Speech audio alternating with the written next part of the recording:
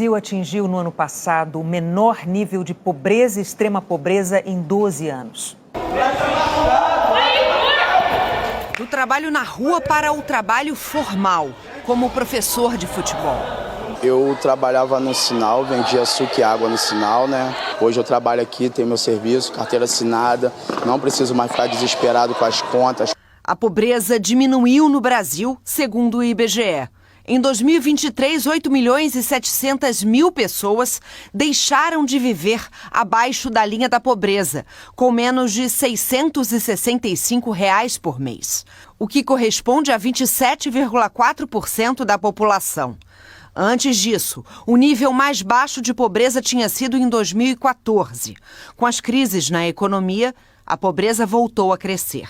Em 2021, atingiu o número mais alto. Em plena pandemia de Covid, 36,7% da população viviam na pobreza. Em 2022, esse índice caiu para 31,6%. A extrema pobreza, que é viver com menos de R$ 209, também caiu. Pela primeira vez, ficou abaixo dos 5%. A pesquisa usa valores adotados pelo Banco Mundial.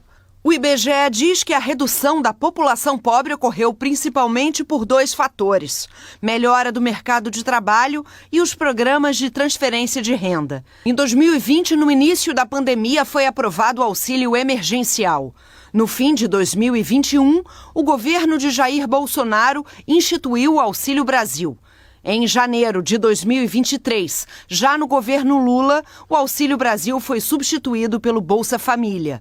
O trabalho é a principal fonte de renda em 74% dos lares brasileiros, mas na camada mais pobre, que vive com até 1/4 de salário mínimo, os benefícios sociais se tornaram mais importantes na renda, ultrapassando o emprego.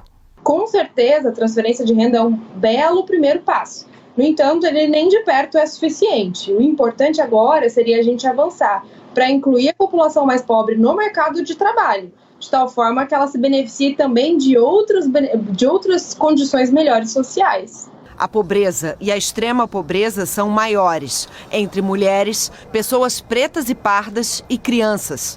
A maior parte vive no norte e no nordeste. Apesar de menos pobre, o Brasil é um país ainda muito desigual. Não houve melhora no índice de Gini, que mede a desigualdade de renda. Ele ficou estável no ano passado. Segundo o IBGE, os programas sociais impediram um distanciamento ainda maior entre ricos e pobres. O dado da desigualdade talvez foi o dado mais amargo que tivemos dentro do que hoje foi divulgado. E isso eu considero, e está bem evidenciado, que essa desigualdade monetária ela está se dando muito pelo fato de que, embora tenha crescido a renda dos mais pobres, a renda da camada mais rica, de maior poder aquisitivo, cresceu muitas vezes mais. Isso é muito significativo, isso é um grau de concentração de renda que o país precisa vencer. O mercado de trabalho também continua desigual. Os brancos ganham quase 70% a mais do que pretos e pardos, e os homens mais do que as mulheres. Concluir os estudos e não conseguir emprego, uma possibilidade que assusta muitos jovens, mas que vem diminuindo no Brasil.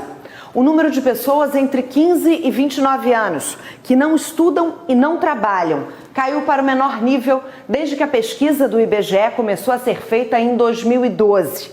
ONGs como essa se esforçam para fazer a ponte entre quem não tem experiência e o mercado de trabalho.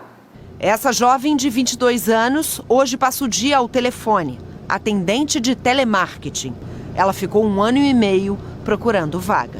Foi muito difícil, porque a gente, querendo ou não, a gente se sente uma pessoa, tipo assim, caramba, como que eu vou conseguir um trabalho, sendo que eu não tenho nenhuma experiência, ninguém vai me aceitar. O que faltava era oportunidade e não vontade de trabalhar. A gente aqui está levando oportunidades, capacitação para essas pessoas, para aumentar a chance delas conseguirem uma vaga de emprego formal, com carteira assinada e todos os benefícios que elas precisam. Não basta as transferências de renda, o pé de meia, o Bolsa Família, né? O brasileiro ele precisa de muito mais. O que mais? Ele precisa de uma educação de qualidade e ele precisa de serviços de inclusão produtiva, que são pessoas que vão ajudar as famílias a se incluir no mercado de trabalho.